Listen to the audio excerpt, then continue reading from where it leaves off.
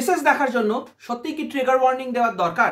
Mrs এটা কি ধরনের টাইটেল, নাকি এটাই টাইটেল? ভায়োলেন্স দেখানোর জন্য সবসময় কি মারধরি দেখাতে হয়, নাকি ভায়োলেন্সের অন্য একটা রূপ হয়?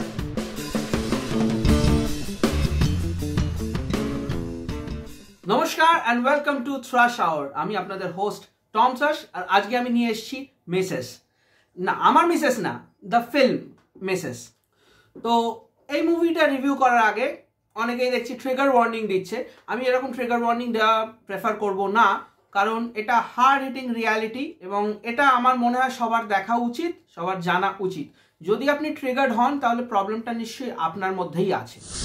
তো সিনেমাটার টাইটেল হচ্ছে মিসেস। মিসেসের আগে কিছু নেই, মিসেসের পরে কিছু নেই। এই টাইটেলটা অনেক সময় অনেকজনের জন্য অফ পুটিং হয়ে যেতে পারে। আমি যখন প্রথম পোস্টার দেখেছিলাম আই ওয়াজ লাইক মিসেস কি, যেরকম মিস্টার অ্যান্ড মিসেস আইয়ার বা মিসেস সামথিং হওয়া উচিত না? তো মুভিটা দেখার পর আমি এটুকুই বলবো, মিসেস ছাড়া এই মুভিতে অন্য কোনো টাইটেল ওয়ার্ক করতো না। This is the best title that could have been picked for this film.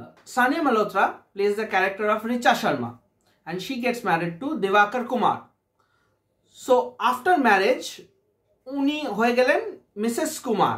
But এখানে মিসেস কুমার এই জন্য সিলেক্ট করা হয়নি বিকজ উনি কোনোভাবে মিসেস কুমার হয়ে উঠতে পারেননি। এটা আপনি পুরো ফিল্মটা দেখলে বুঝতেই পারবেন যে she plays the role of a ghost. উনি ভূতের মতো বাড়িতে ঘুরে বেড়াচ্ছেন, ওনার এক্সিস্টেন্সটা কেউ অ্যাকনলেজই করছেন না। তো উনি একজন নেমলেস এন্টিটি হয়ে গেছেন। না উনি নিজের সত্তা বজায় রাখতে পেরেছেন, না উনি যে বাড়িতে বিয়ে হয়ে এসেছেন সেই বাড়ির সত্তাটাকে গ্রহণ করতে পেরেছেন। উনি চেষ্টা করেছেন প্রত্যেক পদে যে আমি এইটা করলে আমার বাড়ির লোক আমাকে অ্যাকসেপ্ট করবে। আমি যখন স্টোরিটা বলবো তখন এক্সপ্লেন করে দেবো যে she tries to blend in, she tries to become one of them, but উনি কোনোভাবেই অ্যাকসেপ্টেড হননি। ওই জন্য উনি মেয়ার একটা টাইটেল হিসেবেই রয়ে গেছেন, মিসেস নাথিং। মিসেস ছাড়া ওনার কোনো এক্সিস্টেন্স নেই, কোনো আইডেন্টিটি নেই। তো তাই জন্য আমার মনে হয় this is the best title for this film. তো বেসিক স্টোরিটা একবার ছোট করে বলে দিই। রিচা শর্মা মানে সানিয়া মালহোত্রার ক্যারেক্টারটা, শি গেটস ম্যারিড, একটা অ্যারেঞ্জ ম্যারেজ হয় যেখানে ওনার বিয়ে হয় একজন গাইনোকোলজিস্ট ডক্টর দিবাকর কুমার, ওনার সাথে বিয়ে হয়। উনি বাড়িতে বউ হয়ে আসেন। এই দিবাকর কুমার এক ছেলে, আর ওর দিদি বা বোন আছে যে অ্যাব্রডে ম্যারিড হয়ে সেটেলড হয়ে গেছে। তো বেসিক মানে বাইরে থেকে দেখলে মনে হচ্ছে খুব ছিমছাম একটা নিউক্লিয়ার পরিবার, যেরকম হওয়ার কথা সেরকমই। শ্বশুর শাশুড়ি রয়েছে। শ্বশুরের ক্যারেক্টার অশ্বিন কুমার প্লে করেছে কনওয়ালজিৎ সিং।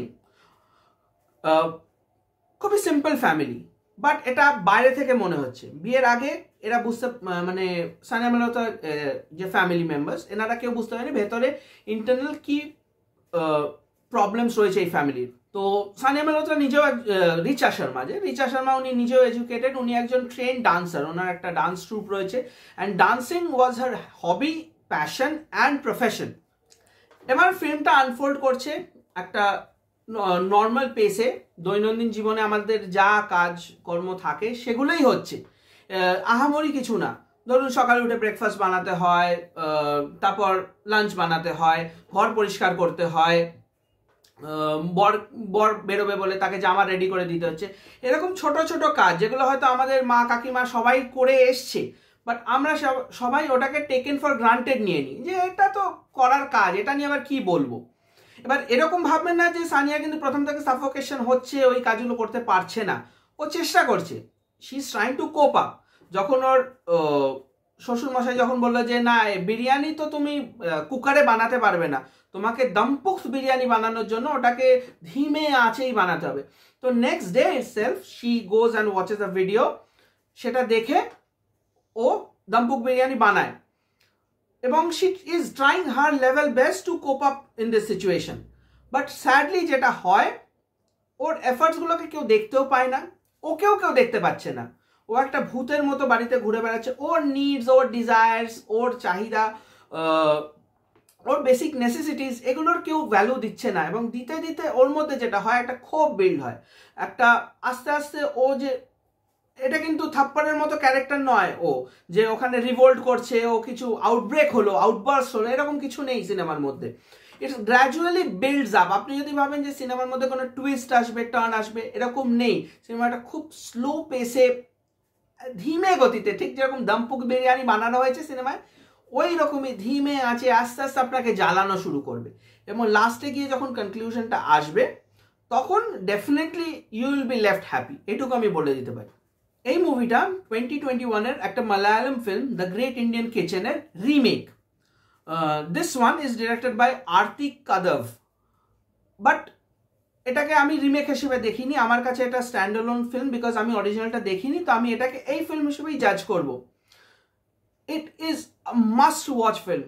আমি এটা সাজেস্ট করব প্রত্যেকে গিয়ে এই সিনেমাটা দেখে আসুন। এটা ZEE5 এ রয়েছে, ওটিটি প্ল্যাটফর্মে। প্লিজ দেখুন, because it sends a very powerful and strong message. এই সিনেমাটাকে আপনি সিনেমা হিসেবে দেখবেন না, সিনেমার মধ্যে 1% সিনেম্যাটিক এলিমেন্ট নেই। It's a reality. এটাকে ডকুমেন্টারি হিসেবে দেখুন। এটা আমার আপনার সবার ঘরে ঘটে যাওয়া ঘটনার পুনরাবৃত্তি হিসেবে দেখুন। মুভিটা স্ক্রিন প্লে কিন্তু খুবই স্লো, বাট তাই বলে ভাববেন না এটা বাজে আসপেক্ট, এটা ভালো আসপেক্ট। এই ধরনের সিনেমা যত স্লো হবে তত বেটার স্টোরিটাকে বিল্ড আপ করবে। ইচ অ্যান্ড এভরি ফ্রেমে, ইচ অ্যান্ড এভরি সিনে আপনাকে হাড় জ্বালানো জিনিসপত্র দেখানো হবে। আপনি যে ক্যারেক্টারগুলোর সাথে সিম্পাথাইজ করার কথা সেগুলোর সাথে করবেন, আর যেগুলোকে হেট করার কথা সেগুলোকে অ্যাকচুয়ালি হেট করবেন। আপনার at one point of time মনে হবে যে সিনেমার ভেতর ঢুকে গিয়ে আমি নিজেই এদের করে দিই, কি করে সহ্য করছে ও এদেরকে। মানে কনওয়ালজিৎ সিং এত অসাধারণ অ্যাক্টিং করেছেন শ্বশুরের ক্যারেক্টারে, কিছু বলছে না, কিছু করছে না, মিষ্টি ছুরির মতো কাজ করে যাচ্ছে। আপনার মনে হবে এরকম শ্বশুর আমার লাইফে থাকলে আমি করতাম, আমি বেঁচে থাকতে পারতাম না কোনোভাবে। কোনো আনরিয়ালিস্টিক আসপেক্ট নেই সিনেমাতে, একদম রিয়েল হার্ড হিটিং টেল। এবং ইনফ্যাক্ট যখন সিনেমার কনক্লুশন হচ্ছে আপনি ভাবছেন এবার একটা সিনেমাটিক খুব ভালো কনক্লুশন দেখানো হবে, একদমই না। মানে স্পয়লার অ্যালার্ট, সিনেমাটা এন্ড হয়, ক্লাইম্যাক্সটা অ্যাকচুয়ালি একটা অ্যান্টি ক্লাইম্যাক্স।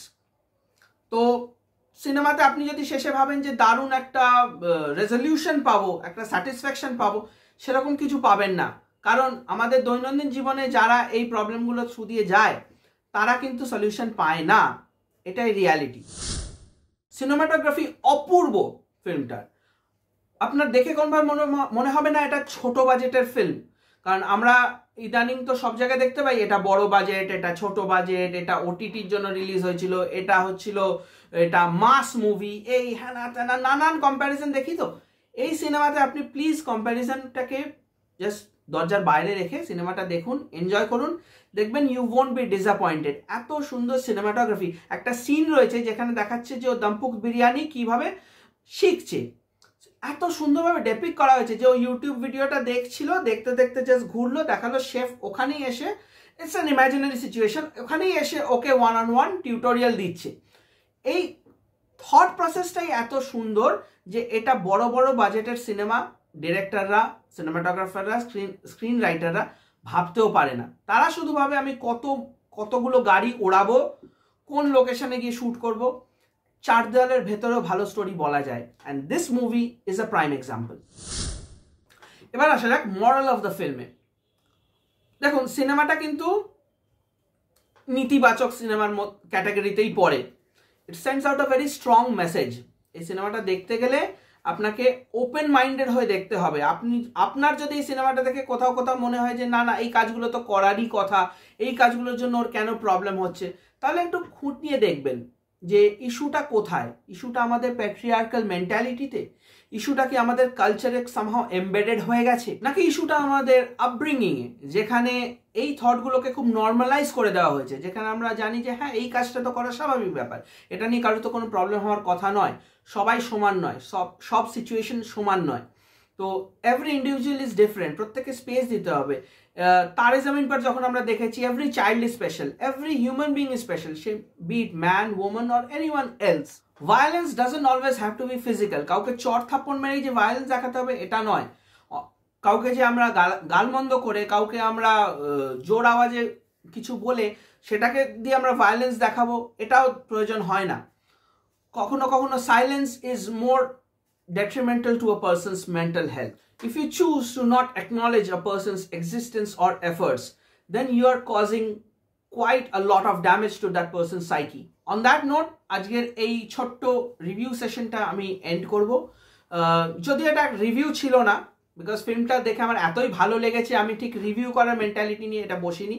আমার কিছু বক্তব্য ছিল, কিছু বলার ছিল, সেটা আমি শেয়ার করলাম আপনাদের সাথে। যদি আপনারা সহমত হন তাহলে একটা লাইক, শেয়ার আর সাবস্ক্রাইব করে দেবেন এই চ্যানেলে। আর যদি আপনাদেরও কিছু এরকম এক্সপিরিয়েন্স থাকে, কিছু বলার থাকে, তাহলে ডেফিনেটলি কমেন্ট সেকশনে এসে জানাবেন। আর আপনাদের এটা নিয়ে যদি কোনো ক্ষোভ থাকে, আক্ষেপ থাকে এই সিনেমাটা নিয়ে, যদি আপনি ট্রিগার্ড হয়ে থাকেন, সেটাও এসে কমেন্ট সেকশনে জানাতে পারেন। আশা করি এই ভিডিওটা আপনাদের ভালো লেগেছে।